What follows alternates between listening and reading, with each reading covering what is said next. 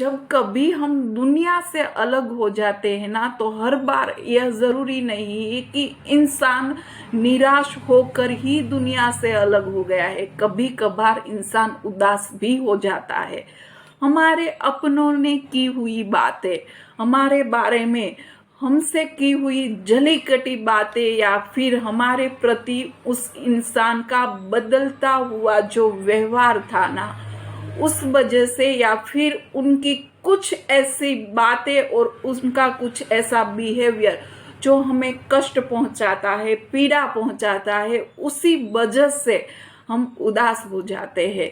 कभी कभार इंसान का बदलता हुआ व्यवहार या फिर उसका जो भी बिहेवियर है, वो जो हमारे प्रति बदल जाता है ना, तब हमें खुद को अकेला करना बहुत ही ज़रूरी हो जाता है, क्योंकि हमें खुद को समझाना पड़ता है कि अब वो इंसान पूरा का पूरा बदल चुका है और अब वो कभी वापिस से पहले जैसा नहीं होगा।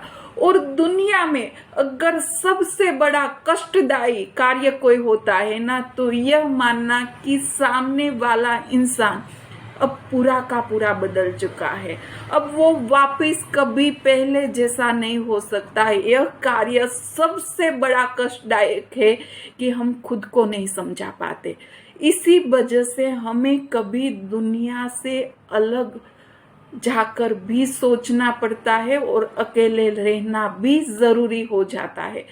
जब भी हम दुनिया से खुद को अलग कर देते हैं ना, तो निराश होकर हम खुद में ही खुद का ठिकाना ढूंढने लगते हैं।